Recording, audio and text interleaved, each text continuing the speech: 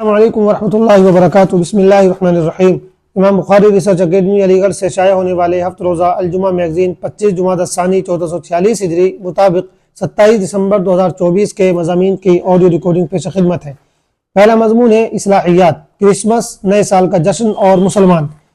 ابھی ایک دو روز قبل کرسمس ڈے بڑے زور شور سے منایا گیا۔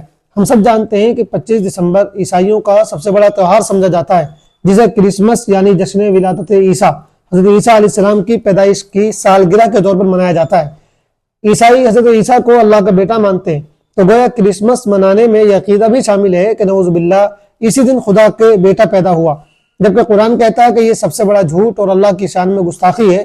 یہ اتنا سنگین کلمہ اور اتنی بھاری بات ہے کہ اگر پہاڑ، زمین اور آسمان یہ سمجھ جائیں تو ہمارے خوف اور صدمے کے ریزہ ریزہ ہو جائیں۔ افسوس کے بعد مسلمان بھی جانے انجانے میں کرسمس کا یہ تہوار منا رہے ہوتے ہیں، لیکن وہ یہ بھول جاتے ہیں کہ یہ تہوار جس عقیدے پر مبنی ہے وہ عقیدہ اسلام کے عقیدے کے نہ صرف خلاف ہے بلکہ اللہ کی شان میں بدترین گستاخی ہے۔ اگر آپ اس دن کو سیلیبریٹ کرتے ہیں تو کسی نہ کسی درجے میں ان کے عقیدے کی تائید کرتے ہیں، اور اسلام میں کسی باطل عقیدے کی تائید کی بالکل اجازت نہیں۔ اسی طرح 2-4 روز کے بعد نیا عیسوی سال شروع ہو رہا ہے۔ اس موقع پر پوری دنیا میں جشن کے نام پر اربوں کھربوں روپیہ برباد کیا جائے گا، شراب پی جائے گی اور بے حیائی کے کام کیے جائیں گے۔ لوگ پوری رات جشن مناتے ہوئے گزاریں گے، پوری رات وہ اپنے حقیقی مالک اور آخرت کو بھولے رہیں گے۔ انہیں یہ بھی یاد نہیں آئے گا کہ ایک دن مرنا ہے اور حساب دینا ہے۔ ہر سال ایسا ہی ہوتا ہے اور اس سال بھی یہی سب کچھ ہوگا۔ افسوس کی بات یہ ہے کہ مسلمان بھی ان تمام سرگرمیوں میں جوش و خروش سے حصہ لیتے ہیں۔ وہ مسلمان جن کے نبی صلی اللہ علیہ وسلم نے انہیں یہ تعلیم دی تھی کہ فضول کاموں کو چھوڑ دینا ہی اسلام اور مسلمان کی خوبی ہے، جن کے دین نے انہیں بتایا تھا کہ صرف ناجائز اور حرام کام ہی چھوڑ دینا ضروری نہیں بلکہ بے فائدہ اور لا حاصل چیزوں سے بھی بچنا ضروری ہے۔ کتنے افسوس کی بات ہے کہ مسلمان بھی ایسے بےہودہ کام میں شریک ہیں، حالانکہ اگر غور کیا جائے تو کسی بھی طریقے سے نئے سال کا جشن منانے کی تک نہیں بنتی ہے۔ اول تو یہ کہ ہر نئے سال کے موقع پر ہماری محدود زندگی کا 1 سال کم ہو جاتا ہے اور ہم اپنی موت کے 1 سال قریب ہو جاتے ہیں، تو یہ موقع خوشی منانے کا نہیں بلکہ موت اور اس کے بعد کی زندگی کی فکر کرنے کا ہے۔ کون بے وقوف ہوگا جس کی موت قریب آ رہی ہو اور وہ خوشی منا رہا ہو؟ پھر یہ کہ جس سال کی ہم خوشی منا رہے ہیں اس کی کیا گارنٹی ہے کہ ہم وہ پورا سال جی بھی سکیں گے؟ کیا معلوم کہ سال ختم ہونے سے پہلے پہلے ہماری زندگی کا بھی خاتمہ ہو جائے؟ دوم یہ کہ اسلام میں کسی ایسے جشن کی اجازت نہیں جس میں بے حیائی اور گندگی ہو، جس میں صرف کھیل کود اور مستی ہو، جس میں خدا سے غافل کرنے والی چیزیں ہوں۔ اسلام میں جو 2 تہوار ہیں انہی میں عبادت کا رنگ شامل کر دیا گیا ہے اور 2 رکعت نماز واجب کر دی گئی ہے۔ اس سے تعلیم دینی مقصود ہے کہ مسلمانوں کے جشن اور خوشی کے تہوار بھی بیہودہ نہیں ہوتے بلکہ خدا کی یاد سے جڑے ہوتے ہیں۔ سوم یہ کہ اسلام مسلمانوں کو بامقصد بنانا چاہتا ہے۔ اس کی تعلیم یہ ہے کہ مسلمان اگر کوئی جشن بھی بنائے تو اس کا کوئی نہ کوئی مقصد ہونا چاہیے، اس میں کوئی نہ کوئی فائدہ ہونا چاہیے۔ پھر وہ ایسے جشن کو کیسے پروموٹ کر سکتا ہے جس میں نہ صرف یہ کہ کوئی فائدہ نہیں بلکہ الٹا نقصان ہے اور وہ سماج کو غلط رخ پر لے جانے والا ہے؟ چوتھی بات یہ کہ نئے سال کے موقع پر سمجھدار لوگ گزرے ہوئے سال کا جائزہ لیتے ہیں اور آنے والے سال کی پلاننگ کرتے ہیں، وہ دھوم دھڑک کر نہیں کرتے۔ اس لیے اگر ہم کچھ کر سکتے ہیں تو یہ کہ پچھلے سال کا جائزہ لیں کہ وہ سال دینی اور دنیاوی اعتبار سے کیسا رہا، اور اگلے سال کی پلاننگ کریں کہ اس سال ہمیں اپنے آپ کو ہر اعتبار سے بہتر بنانے کے لیے کیا کرنا اور کیسے کرنا ہے۔ آخری بات یہ کہ مسلمانوں کو اصلاً اسلامی کیلنڈر کو پروموٹ کرنا چاہیے۔ اس لیے اگر نئے سال کا جشن منانا سمجھداری کی بات ہوتی تو ذی الحجہ کی آخری تاریخ کو منایا جاتا، لیکن ہم دیکھتے ہیں کہ اسلام کے دور اول میں سینکڑوں بار نیا اسلامی سال آیا لیکن انہوں نے کبھی کوئی جشن نہیں منایا۔ دوسرا مضمون ہے اسلامی تعلیمات، گفتگو کے آداب، پیشکش مولانا فرید حبیب ندوی۔ نمبر 1، ہمیشہ سچ بولیے، زبان سے کبھی جھوٹ نہ نکالیے اور سچ بولنے میں کبھی جھجک یا شرم محسوس نہ کیجیے، چاہے کتنا ہی بڑا نقصان اور گھاٹا ہو رہا ہو۔ نمبر 2، صرف ضرورت کے وقت بولیے، بلا وجہ اور بے ضرورت باتیں کرنے سے بچیے، اور جب بھی بات کیجیے کام کی بات کیجیے۔ نمبر 3، جب بات کیجیے نرمی کے ساتھ اور مسکراتے ہوئے میٹھے لہجے میں بات کیجیے۔ نمبر 4، ہمیشہ درمیانی آواز میں بولیے، نہ اتنی آہستہ بولیے کہ سامنے والا سن ہی نہ سکے اور نہ اتنا چیخ کر بولیے کہ وہ پریشان ہو جائے۔ نمبر 5، کبھی کسی بری بات سے اپنی زبان گندی نہ کیجیے، دوسروں کی برائی کرنے سے بچیے، چغلی نہ کھائیے، شکایتیں نہ کیجیے، دوسروں کی نقل نہ اتاریے، کسی کی ہنسی نہ اڑائیے، اپنی تعریف نہ کیجیے، کڑ حجتی نہ کیجیے، فتنے نہ کسیے، کسی پر طنز نہ کیجیے اور بات بات پر قسم نہ کھائیے۔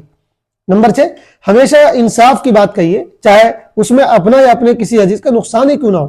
نمبر 7، ہمیشہ مختصر اور مطلب کی بات کیجیے، بلا وجہ گفتگو کو طول دینا نامناسب بات ہے۔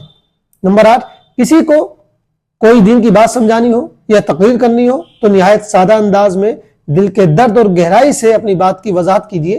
تقریر کے ذریعے شہرت چاہنا، اپنی چرب زبانی سے لوگوں کو مروب کرنا اور تفریح کے لیے تقریریں کرنا، یہ بدترین عادت ہے جس سے دل سیاہ ہو جاتا ہے۔ نمبر 9، کبھی خوشامد اور چاپلوسی کی باتیں نہ کیجیے۔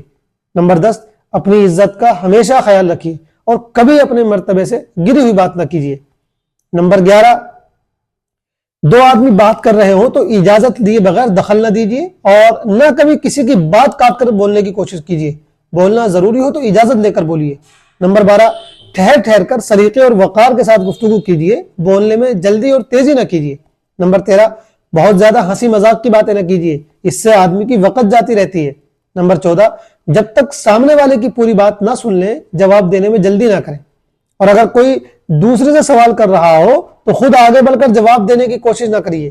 نمبر 15، کوئی کچھ بتا رہا ہو تو پہلے ہی یہ نہ کہیے کہ مجھے معلوم ہے، ممکن ہے کہ کوئی نئی بات معلوم ہو جائے۔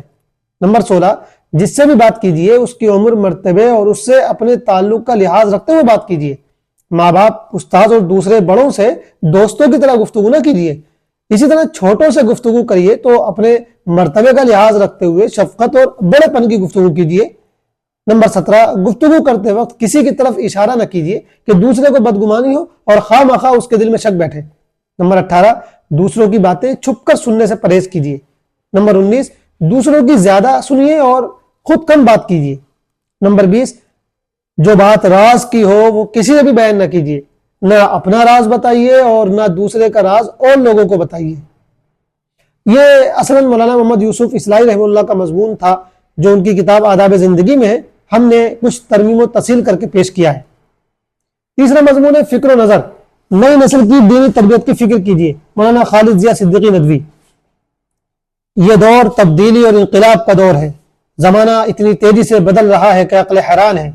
تبدیلی کا اثر زندگی کے ہر شعبے پر پڑ رہا ہے۔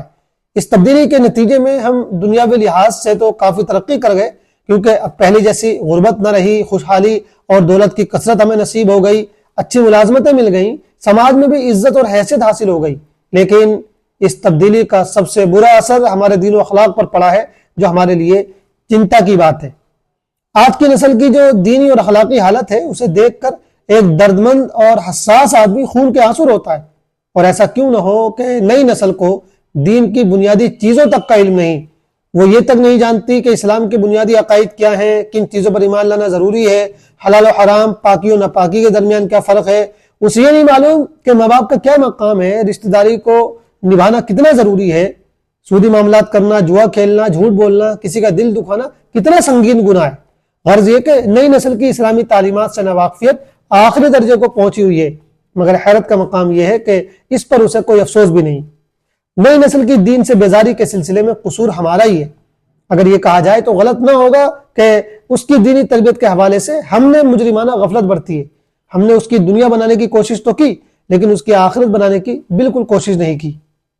اس لیے اس وقت سب سے زیادہ ہمارے لیے فکر کی یہی بات ہونی چاہیے، اور اس حوالے سے سب سے پہلا اور ضروری کام کرنے کا یہ ہے کہ ہم اپنے گھر کا ماحول دینی بنائیں، گھر میں دین کا چرچا کریں، اچھے اخلاق سے بچوں کو آراستہ کریں، گھر میں نماز اور قرآن کی تلاوت کا ماحول قائم کریں، دین کے حلقے لگائیں، اللہ کے نیک بندوں کے قصے سنا کر بچوں اور بچیوں کے اندر نیکیوں کا شوق پیدا کریں۔ اگر ہم نے ایسا نہ کیا تو وہ دن دور نہیں کہ ہمارے بچے مرتد ہو جائیں گے اور اسلام سے ان کا رسمی تعلق بھی باقی نہ رہ جائے گا۔ آخری مضمون مسائل۔ اگر رکوع کے لیے صرف ہاتھ چھوڑے پھر سورت پڑھ لی تو کیا نماز ہو گئی؟ سوال: اگر کوئی شخص نماز پڑھ رہا ہو اور دوسری رکعت میں فاتحہ کے بعد کوئی سورت پڑھنا بھول جائے، حتیٰ کہ ہاتھ چھوڑ کر رکوع کا ارادہ کرے، پھر فوراً اسے یاد آ جائے اور وہ سورت پڑھ لے، پھر تکبیر کہہ کر رکوع میں چلا جائے، تو کیا نماز ہو جائے گی؟ جواب: صورت مسئولہ میں اگر نمازی نے حالت قیام میں صرف ہاتھ چھوڑے اور سورت پڑھنا یاد آ گیا اور اس دوران اتنی تاخیر بھی نہیں ہوئی جس میں 3 دفعہ معتدل انداز میں سبحان اللہ پڑھا جا سکے، جیسا کہ آپ کے بیان سے سمجھ میں آتا ہے، اور اس نے سورت بھی پڑھ لی، تو نماز درست ہو گئی، سجدہ سہو کی بھی ضرورت نہیں۔ دارالفتہ بنوری ٹاؤن۔ والسلام علیکم ورحمۃ اللہ وبرکاتہ۔